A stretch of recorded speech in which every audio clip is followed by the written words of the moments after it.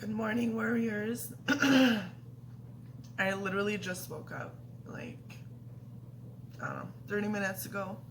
Um, this is not going to be posted until later tonight, so the time's going to be all weird, but good morning, good evening, good afternoon,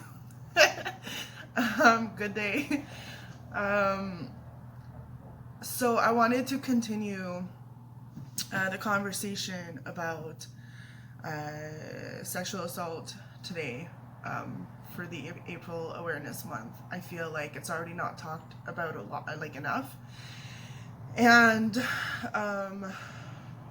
I know that even I sometimes hold back on talking about stuff because I feel like, you know, it's a lot for people and it makes people uncomfortable and da da da. And I feel like I feel myself holding back sometimes, and that's how most of us go through life, right? In silence, because we don't want to make other people uncomfortable. But that's the only way. Like, that's the only way to do it. Like, who the fuck cares if people are uncomfortable? You know, this shit is important and it should be talked about.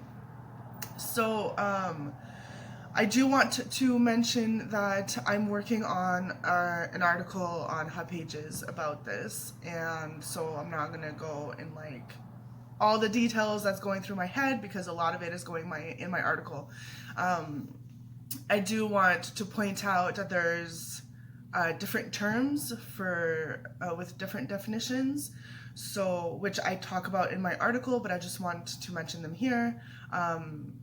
So there's 5 types of sexual violence. So there's sexual abuse, which is mainly for kids because kids cannot give consent, which is why it's called abuse, because there's no, they can't give consent like whatsoever. So any sexual acts on a child is abuse. And then there's sexual harassment, which is, you know, often at work, can be unwanted touching or whatever, but it can also be, I don't remember it all. I know there was something about gender harassment. You know, when people are like, oh, men are supposed to do this and women are supposed to do that, that's harassment. That's like a sexist harassment. There's a sexual assault, which is unwanted touching and all that. So pretty much it's sexual acts without the act of sex. Long story short, I go into more details in the article. Sexual violence kind of embodies all of it. It's just really vague and just a broader definition. And then there's rape, which is considered, it's considered rape if there's penetration of any kind with body or object, or even oral. So, and a lot of times we'll use rape and sexual assault like kind of together because they kind of go together. A lot of times where there's sexual assault, there's usually rape. So in the article, I also bring up a few things that I've been through. And if you go read it, you know, there's been times in my life where I blamed myself, where, you know, I thought it was my fault. I did something, or I did not do something, or I didn't do enough. And I'm gonna say this till the fucking day I die. It's not your fault. Whatever happens, whatever somebody else does to you, it's not your fucking fault. There's literally nothing you can do to make somebody act in such a disturbing fucking way. But what I do want to talk about in this video specifically is how it's affected me, you know, today and in relationships and in dating. So I've had one relationship where was worse than the other before, than the others before, and that one kind of stuck with me, and it gave me a lot of anxiety in the future. And I don't know, it's just I was more closed off to a lot of things. Like, I was already not very sexual to begin with, and then I feel like he just kind of like made it worse. So there was a lot of anxiety, and there's just lack of trust, you know, like it's really hard for me to open up to people and trust that they won't hurt me. Um, you know, I've tried dating, and I've tried, like, I'm a big cuddler, and I love affection, but it's even like tempered with that, you know, like I've tried cuddling with people, and it's like, you know, I would just start shaking and have like massive fucking anxiety, because in my head it's like, what are they gonna do? Like, is this even possible? Can I even cuddle with someone without them wanting sex from me? Can I hug someone without them touching my ass? Can I have, you know, like intimate whatever without them wanting to fucking, you know, take my clothes off?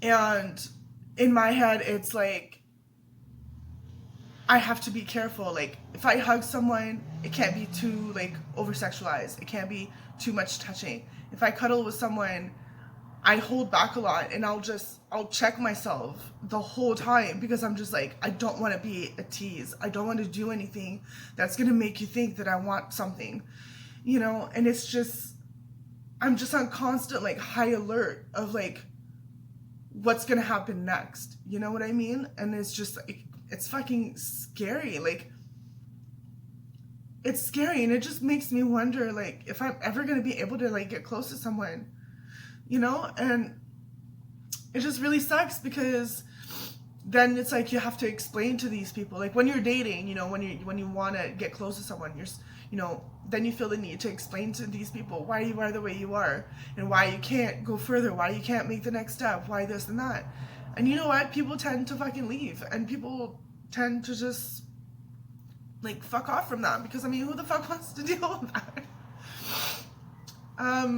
So yeah, it's been hard, and I guess lately I've just been kind of avoiding everybody and just staying away from everybody, because I don't know what their intentions are. So yeah, it's been really, really, really hard. And I'm getting through it, and I'm writing about it, and I don't know, I guess I'm working on trusting other people, and I'm also working on building that strength in myself, like, I don't know, like, you know, instead of worrying so much while I'm having a night with someone, and instead of worrying so much about what's going to happen, you know, just know that I'm strong enough to have boundaries. I'm strong enough to kick them out. I'm strong enough, you know, like, I'm just strong enough in fucking general. Because I feel like when I have anxiety, it also portrays my feeling of, what if I can't handle this? What if like they hurt me and I can't protect myself, kind of thing. So I'm just trying to like build that strength within myself to know that I'm strong enough. I also want to mention that, you know, as much as it's been a negative experience and it's brought on a lot of trauma and a lot of fear, you know, I'm not going to sit here and say that I regret that it happened, because in a way it's taught me a lot about myself. It's, you know, taught me a lot about other people and what they're capable of. It's taught me a lot about setting boundaries, because, you know, before this happened, I was very reckless, and I was chasing a lot of people, and I was, you know, having sex with a lot of people, and I was just doing a lot of things. And I feel like, I don't know, sometimes I feel like this happened to kind of open my eyes to what I was doing to myself. And so yeah, as much as it's been traumatic, it's been a huge part of my healing, and a huge part in changing my ways, and just learning how to respect myself and love myself even more. But yeah, so